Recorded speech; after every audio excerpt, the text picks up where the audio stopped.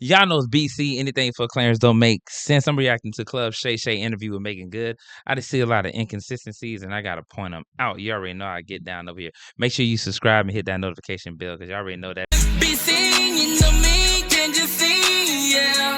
Be seen, you know me, follow me, girl, yeah. Be seen, you know me, can't you see? Yeah. Be seen, you know me. Y'all already know what time it is. We're gonna get right into it. I ain't even playing. Let's go. I am a Leo after all. I'm as kind as they come, baby. I try to make the best atmosphere for everybody. I want to stop right there because she said she has a personal relationship with God. And as you're going to see in this interview, how she continuously says she has a personal relationship with God. The Bible clearly states there should not be found among you a person that is an observer of time, astronomy, astrologers, stargazers. That is false doctrine. That is pagan doctrine. That is to go the way of the heathen. That's what they believe in. Man tradition. You're not supposed to ever be saying, oh, I believe in zodiac signs or my sign is this. If you look at signs, you will see that is just used for people to engage in fornication.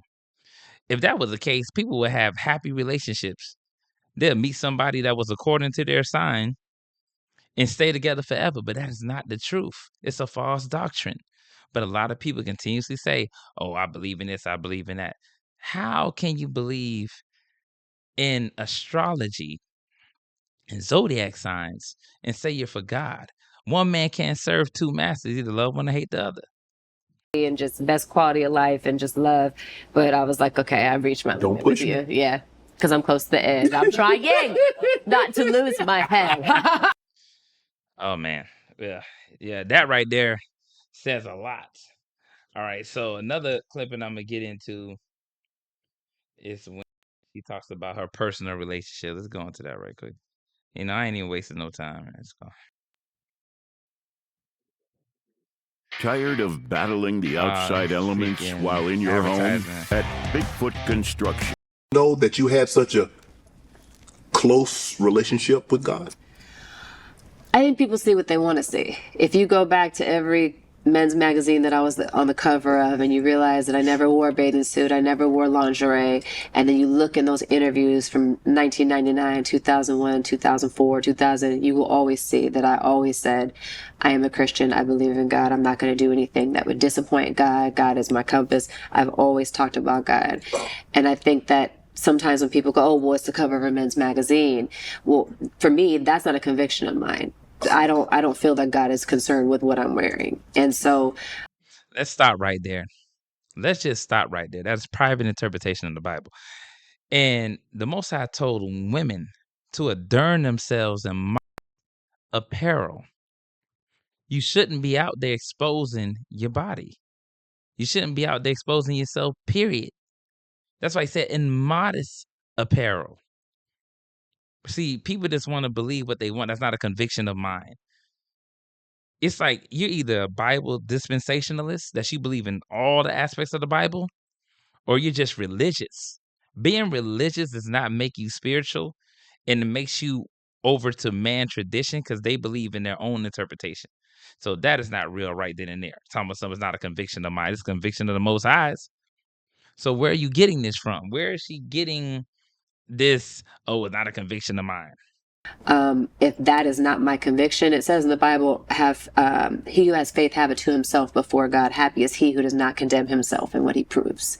Meaning, that goes according to you entering that straight and narrow path. That you're putting away the former conversation of the old man, that you follow in the law statute, because it's sold into you. It's righteousness. You be renewed in the mind. You become a new creature. What is she talking about? People will still try to use a verse here and then don't continue to read and understand that that's those that endure until the end. It's like, come on, man. We can't play that type of game. and then it goes on to talk about if you don't really believe that that's what God approves, then you are sinning. But if you really believe that between you and God, then that's that, period. That's what that is. Blessed is the man that hear the word of God and keep it, not keep what they want. It's interesting, when you hear people these things. Another aspect. So let's go to this other part right here. Let me close it out. I ain't gonna even play these games, man. It's just so funny. It's these people in Hollywood, man. They just be saying what they want to say. The guy who was number one, who's a white gentleman, such a sweetheart, an incredible human being, he was like, "This isn't right." He was like, "You should be number one on the call sheet." And I was like, "Yeah, no." But it's just, there's so much of that people have to speak up. And, and it's unfortunate that they have to be somewhat of a martyr for people to start paying attention. Right. And then it's like, okay, don't just pay attention, y'all do something about it. Right. You know what I'm saying? And so, yeah, it is a big thing, and it's really not right, and it's really not cool. And, and what I will say, thinking about Tyler Perry is the first person to pay me what I should get paid. Wow. First person. And did not blink an eye. He said, "How much do you want?" I said, let me talk to my team, really quick. And he's like, "Just tell me how much you want." I was like, Tyler, I said, let me just, because I wasn't quite sure what to ask for. And then, I was talking to Jonathan, and he was like, "You should ask for this." And I was like, "No, I can't ask for that." And I was like, I don't it's like, it's almost the mentality. And then going back to the child actor syndrome too, it's like, I don't want to lose the job. Right. Let me put it this way. I don't know if people remember that she played in Eve's Bayou when she was a child actress. When in that movie, it's surrounded by black magic and voodoo. Also, she had this weird incestuous type of feeling towards her father, which was played by Samuel L. Jackson. I don't think people, remember that film. Just go back and watch it. And it's funny how she'll say, "Oh, I believe in God, and God is my compass. He guides you, right?" Then who guided you to play in a movie with voodoo? The Most High wants nothing to do with voodoo. Another aspect as well is when you look at she said the cover of the magazines, for instance. Let me just pull that up real quick.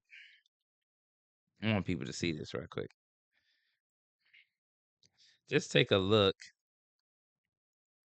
at her in these magazines real quick.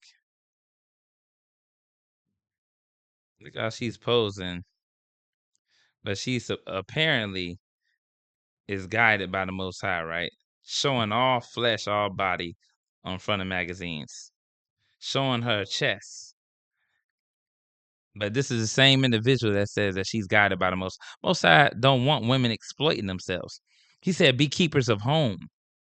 He told the older women to teach the younger women to love their children, love their husbands, to guide their household well, not to be out there in the streets.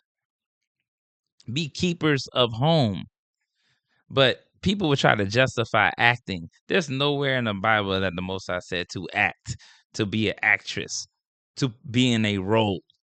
It's like people just have their own interpretation. But at the end of the day, I just had to touch on that. I feel like, a lot of people in Hollywood have their own interpretation of God and what they want to believe. That's why they are so bold.